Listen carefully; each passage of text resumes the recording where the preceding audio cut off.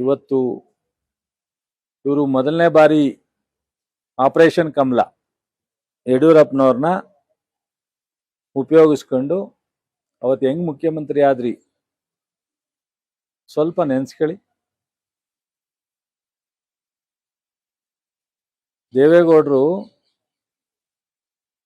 ನಿಮ್ಮ ಮುಖ್ಯಮಂತ್ರಿಯಾಗಿ ಶಾಸಕಾಂಗ ಪಕ್ಷದಲ್ಲಿ ವೋಟ್ ಆಫ್ ಕಾನ್ಫಿಡೆನ್ಸ್ ತಗೋಬೇಕಾದ್ರೆ ರೇವಣ್ಣವ್ರು ಬರಲಿಲ್ಲ, ಶಿಂದೆಯವರು ಎದ್ದೋದ್ರು ದೇವೇಗೌಡರ ಡೈರೆಕ್ಷನ್ಗೆ. ನೀವು ಈ ಸಂವಿಧಾನಾತ್ಮಕವಾಗಿ ಆಗಿರುವಂತ ಮುಖ್ಯಮಂತ್ರಿನ ಹಂಗಾರೆ. ಅದಾದ್ಮೇಲೆ ಮೊನ್ನೆ 37 ಸೀಟ್ ತಗೊಂಡಿದ್ರಿ 18ರಲ್ಲಿ. ಒಂದು ಕಡೆ ಮಾಯಾವತಿಯವರ ಅಲಯನ್ಸು, ಇನ್ನೊಂದು ಕಡೆ ಕೆಲವು ಕಡೆ ಬಿಜೆಪಿಯವರ ಸಪೋರ್ಟು. 37 ಸೀಟು ನಿಮ್ಮ ನಾಯಕತ್ವದಲ್ಲಿ ಜನತಾದಳದಿಂದ ನಿಮ್ಮನ್ನು ಅಧಿಕೃತವಾಗಿ ಘೋಷಣೆ ಮಾಡದೇ ಇದ್ರೂ ನಿಮ್ಮ ನಾಯಕತ್ವದಲ್ಲಿ ಇಲ್ಲಿವರೆಗೆ 2-3-4 ಚುನಾವಣೆ ಮಾಡಿದ್ದೀರಾ. ದೇವೇಗೌಡರ ಆಶೀರ್ವಾದನೂ ತಗೊಂಡು ಯಾವತ್ತೂ 37 ಸೀಟ್ಗಿಂತ ಹೆಚ್ಚು ಹೋಗಿಲ್ಲ. ನಾಚಿಕೆ ಆಗಲ್ವಾ ನಿಮಗೆ? ಒಂದು ರಾಷ್ಟ್ರೀಯ ಪಕ್ಷ 136 ಜನ ಗೆದ್ದು ಇವತ್ತು ಈ ರಾಜ್ಯದಲ್ಲಿ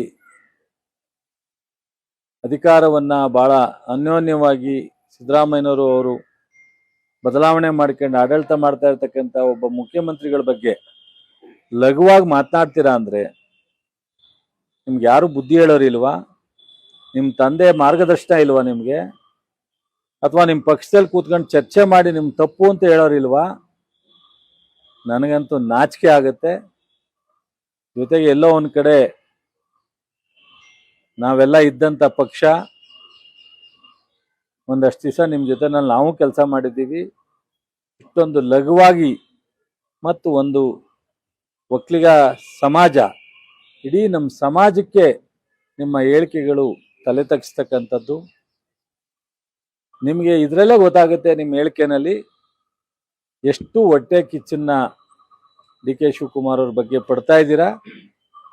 1 ತಿಂಗಳು 12-13 ದಿವಸ ಆಗಿದೆ ಅವರು ಮುಖ್ಯಮಂತ್ರಿಯಾಗಿ.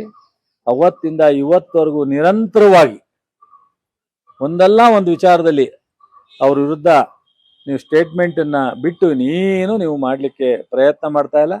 ನೀವು ಕೇಂದ್ರದ ಸಚಿವರಾಗಿ ನೀವೇನೇನು ಮಾಡಿದಿರಿ ಅಂತ ಗೊತ್ತಿದೆ. ವೈ.ಕೆ. ರಾಮಯ್ಯನ ಅಂತರನ್ನು ಒಪ್ಪದೇ ಇರುವಂತ ನೀವು, ಚಿಕ್ಕಮಗಳೂರಿನ ಗೋವಿಂದೇಗೌಡರನ್ನ ಒಪ್ಪದೇ ಇರುವಂತ ನೀವು, ಎಸ್.ಎಂ. ಕೃಷ್ಣ ಅವ್ರನ್ನ ಮತ್ತೆ ಮುಖ್ಯಮಂತ್ರಿ ಮಾಡ್ಲಿಕ್ಕೆ ಒಪ್ಪದೇ ಇರುವಂತ ನೀವು, KPSC ಚೇರ್ಮನ್ ಬಂದಾಗ ಚೇರ್ಮನ್ ಮಾಡ್ಲಿಕ್ಕೆ ಒಪ್ಪದೇ ಇರುವಂತ ನೀವು, ಉಪಲೋಕಾಯುಕ್ತ ಅವಕಾಶ ಬಂದಾಗ ಒಕ್ಕಲಿಗರನ್ನ ಮಾಡ್ಲಿಕ್ಕೆ ಒಪ್ಪದೇ ಇರುವಂತ ನೀವು, ಡಿ ಕೆ ಶಿವಕುಮಾರ್ನ ಒಪ್ಲಿಕ್ಕೆ ಸಾಧ್ಯನಾ ನೀವು? ಇಂಥ ಹೊಟ್ಟೆ ಉರಿ, ಹೊಟ್ಟೆ ಕಿಚ್ಚು, ಅಸೂಯೆ ನಾನು ಪ್ರಪಂಚದಲ್ಲಿ ಯಾರು ನೋಡಲ್ಲ.